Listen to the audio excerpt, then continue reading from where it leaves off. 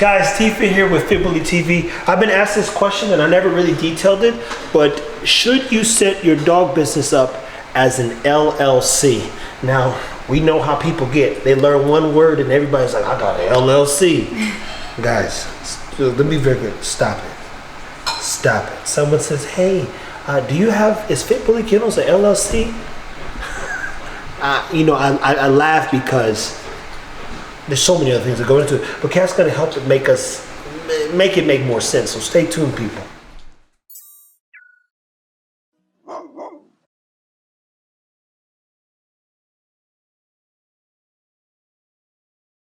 So I asked Kat, I said, hey, what are the benefits to setting up an LLC if you're breeding dogs?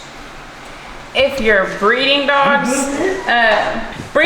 versus something like what Trevor's trying to accomplish are two entirely different spaces. So breeding dogs, typically, that's something you can count that as regular income on your tax return.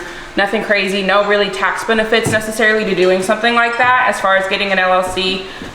Typically the reason people get LLCs is for one, to protect themselves, which would be probably the sole purpose.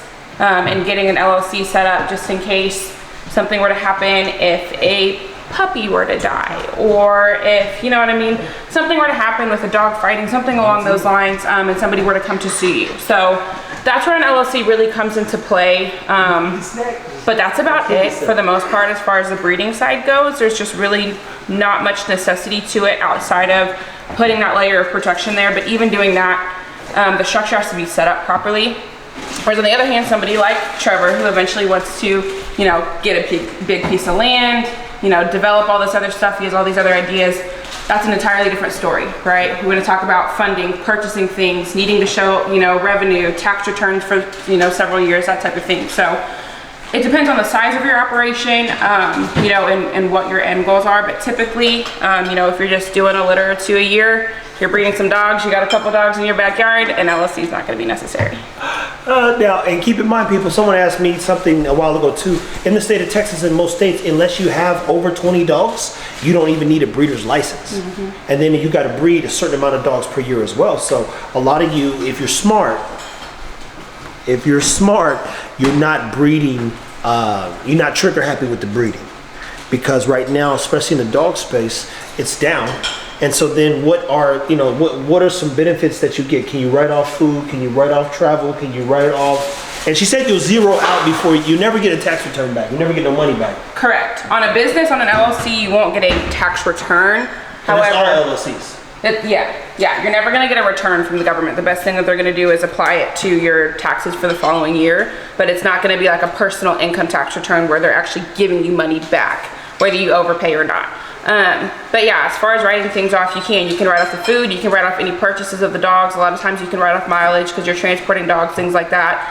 There's a lot of benefits as far as that goes, but again, the furthest you're ever gonna get with business taxes is like zeroing yourself out. It's not like a personal tax return. So I see. And so then if you could, what about, and is that like when you say, or when people say, hey, Warren Buffett made all that money or Target made all that money, but they didn't pay no taxes. Mm-hmm. Target didn't get any money back. Right. They just didn't have to pay a ton of money to the government. Correct. And are they LLC, do you know? Target? A corporation. Yeah, so I mean, most of the times, large companies like that, they just start off as a C corporation. LLCs typically start as an LLC, but then you can file as a corporation that's filed as an S corporation, not a C corporation. Yeah. They're two different tax brackets. Is there a better way to set up a business, than just doing an LLC? Is there something that you can get some benefits from if it's not just an LLC? It kind of depends on what your goal is, but typically, 92% of businesses need to be started as an LLC, and then at some point, when you cross a certain cross a certain threshold as far as revenue goes, that's whenever you're going to transition over and file as an S corp. That's going to save you some money on taxes, but typically, no. Whatever business it is that you're trying to start, you start off as an LLC and you file as an S corp whenever that time comes. Okay, so if you don't mind, and guys, this is all for Credit Solutions. She's definitely got a lot of info. I literally wrote up some strategies I think are going to help her and the business that they're running help you guys some more. So make sure you go and check out some of their YouTube and other things that we got out there. But that being said, what is the actual benefit to setting up an LLC? Because nowadays every Negro is saying they got an LLC. As I just got to be candid. And it's a term that people get excited about. But what does it even mean? And mind you, I do know better, to be clear. So yeah, LLC is a limited liability company, and what it does, again, it's put in place to protect yourself and your personal assets. So if something were to ever happen, somebody decided to sue the business, they can't actually come back, and target your personal assets and your personal life. However, I do highly recommend that, if you are going to set up an LLC, you always go and speak to somebody about it. InkFile's great, LegalZoom, all these other sites, they're great, but you want to make sure that your LLC is also structured properly, because if you're signing those documents yourself, your name is now on it. If you're not signing as, hey, so-and-so CEO of this company, so-and-so founder of this company, and you're just signing your name, you're already liable because your name is on the documents. So go get some advice, go speak to somebody, before you just jump in. Because an LLC, it can have a lot of benefits as far as protecting you, but also it can serve entirely useless if it's not set up properly. And guys, I told you before, I have no interest in turning the breeding business into a business, but what we do have are 3 to 4 other businesses. As she said, we get land, we're going to build an educational center, we'll build a content distribution, aka a place where we could do all of our marketing. We'll turn around and build Candyland on our land for the dogs, and I would use that to study disease, study activity, do blood work, all kinds of things. I'll have a whole nother center dedicated to sequencing poop, data, and genetics. Like the land that we plan on getting, when we start talking about the business, is a whole, it's not about the dogs. The dogs, as you guys know, are distributors of content for us. They help us connect to you, which is why breeding 52 dogs a year won't solve me a problem. It will turn me into a breeder. I gotta wake up every day, and be whelping and cleaning up poop and carrying on. We already got enough poop to clean up. So that being said, is there anything else they should know about an LLC? Why it's important, why it matters, why it doesn't matter, especially if they're just breeding dogs? Are there any real benefits to having an LLC if they're just dog breeders? If they're doing good business, no.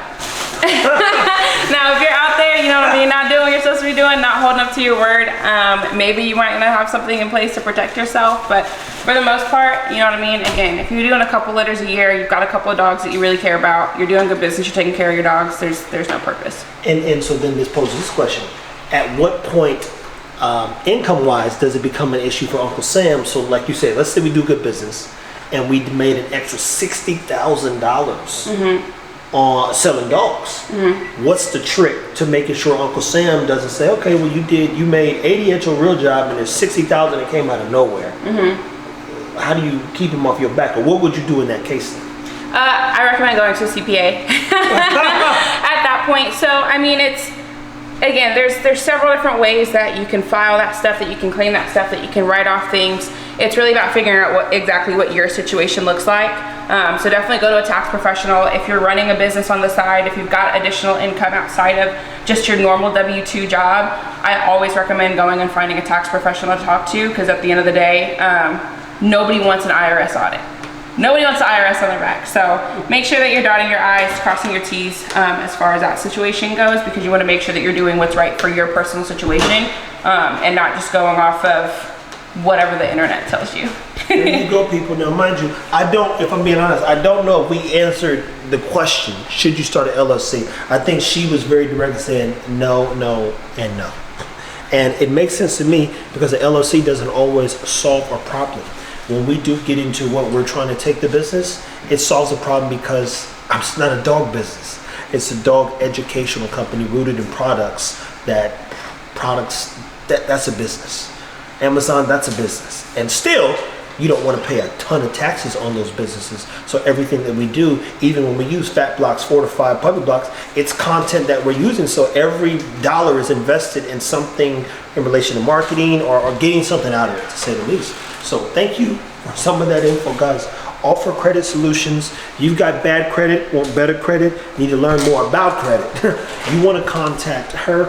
And Jamal over at Offer Credit Solutions, super informative. I've learned a ton myself, and even the statement she made about making sure you don't put your government name on anything. That was something that's interesting, because if you do, and you don't know that they can come for you, and then every state's different. Because, like, for instance, I'm from Kansas City, Missouri, right? Kansas has better LLC protection than Missouri. So they'll tell you, and they told me, because I went to the SBA at Johnson County Community College when I was starting my business. It's a free service. Guy comes up, he says, let me see your business plan, or he helps you write a business plan, and he kind of helps you walk through your process of getting that business set up. He said, you want to file it in Kansas. Kansas respects and honors the business side more versus Missouri. They can come for you. So every state's still different. And I'm right there on state lines, so we can drive 15 minutes and be on the other side of the tracks in a whole nother state. So, and anywho, hopefully you learned something. As always, take care of your dogs, and in this case, take care of your credit.